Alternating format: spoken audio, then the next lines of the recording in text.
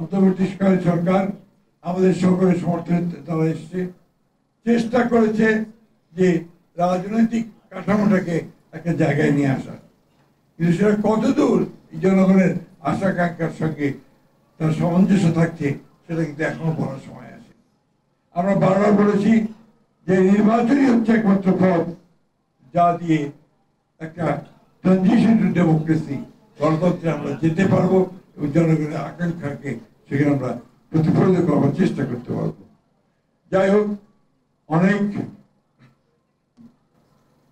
অনেকটা বিভ্রান্তি, অনেকটা হতাশা এবং অনিশ্চয়তার মধ্যে দিয়েও কিন্তু এই নির্বাচনের এখন একটা সম্ভাবনা দেখা দিয়েছে যে 26 ফেব্রুয়ারি মাসে এই নির্বাচন অনুষ্ঠিত হবে। এখানে কিছু গোষ্ঠী, কিছু মহল আজকে পরিকল্পিতভাবে এই বাংলাদেশে একটা অনিশ্চয়তা সৃষ্টি করতে চায় এবং তারা বিভিন্ন রকম দাবি তুলে নির্বাচনকে ব্যাহত বা বিলম্বিত করতে চায়। কিন্তু এই দেশের মানুষের এখন সবচেয়ে বড় প্রয়োজন যেটা, তারা হচ্ছে একটা নির্বাচিত সরকার যার পিছনে জনগণ থাকবে।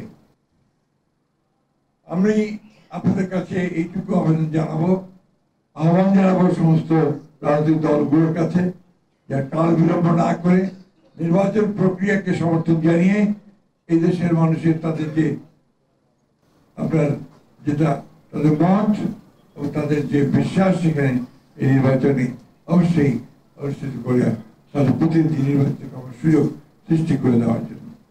অর্থনীতির অবস্থা দিন দিন খারাপ হচ্ছে, নির্বাচিত সরকার না থাকলে আরো খারাপ হবে। আইন শৃঙ্খলা পরিস্থিতি খুবই খারাপ হচ্ছে, নির্বাচিত সরকার না থাকলে খুবই খারাপ হবে। আগামীকাল ফ্যাসিস্ট হাসিনার গণহত্যার বিরুদ্ধে যেটা ট্রায়াল হয়েছে রায় বেরোবে, এই নিয়ে একটা চরম আপনার একটা বলা যেতে পারে যে একটা অনিশ্চয়তা, একটা আতঙ্ক সারা দেশে বিরাজ করছে। এই কোনো ওইটা বড় একটা অপেক্ষা রাখে না এবং একটা মহল এটা নিয়ে বাংলাদেশে আবার একটা নৈরাজ্য সৃষ্টি করার জন্য পায়তারা করছে। আমাদের আজকে রুখে দাঁড়াতে হবে। বাংলাদেশের এই বাংলাদেশের ছাত্রদের অভ্যুত্থানের মধ্য দিয়ে যে সুযোগ আমরা পেয়েছি সেই সুযোগ যেন আমরা নষ্ট না করি এবং গণতন্ত্রের উত্তরণের পথকে যেন আমরা আরো সহজ করে তুলি, সেই লক্ষ্যে আমাদেরকে কাজ করতে হবে।